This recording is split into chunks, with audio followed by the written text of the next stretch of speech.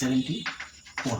তো 74 এটাও একটা ইউনিক টাইপের, কিন্তু খুব সহজে আছে। তো দেখো ফাদার ইস টু হচ্ছে সন, কত দেওয়া আছে? ফাদার ইস টু সন দেওয়া আছে আমাদের হচ্ছে 7:4। তাহলে আমি ফাদার এটাকে হচ্ছে 7x ধরে নিলাম, আর সন হচ্ছে 4x ধরে নিলাম। ঠিক আছে, 4x ধরে নিলাম, x হচ্ছে গ্রেটার দ্যান 0। তো এইবার হচ্ছে তাদের গুণফল। তো কন্ডিশনটা কি হবে?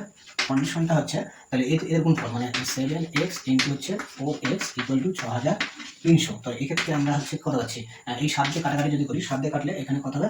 7 দিয়ে কাটলে 900। এবার হচ্ছে 4 দিয়ে কাটবো, 4 দিয়ে কাটলে কত হবে? 9 ইন্টু 100 করে নিলাম, 100তে 4 দিয়ে ভাগ করলে হচ্ছে 25 হয়। আর এখানে থাকলো কত? X square. তাহলে এক্স স্কোয়ারের মানটা হচ্ছে কিন্তু এটা হলো। ঠিক আছে, এক্স স্কোয়ারের মানটা এটা। তাহলে এক্স ইকুয়াল টু কত হবে? এর বর্গমূল করবো। তাহলে এর বর্গমূল মানে দুটোই বর্গমূল। তো 9 এর বর্গমূল কত হবে? 3, আর হচ্ছে 25-এর 5 আসবে। তাহলে এক্স ইকুয়াল টু হচ্ছে আমাদের 15 হলো। এক্স এর মান কত হলো? এক্স 15 হলো। তাহলে এখানে কার বয়স বের করতে বলেছে? পুত্রের বয়স কত? তাহলে পুত্রের বয়স হচ্ছে 4x। তাহলে পুত্রের বয়স হচ্ছে আমাদের 4 ইন্টু 15। তাহলে 4 ইন্টু হচ্ছে 4 ইন্টু 15। ঠিক আছে, তাহলে এটা হচ্ছে 60 বছর।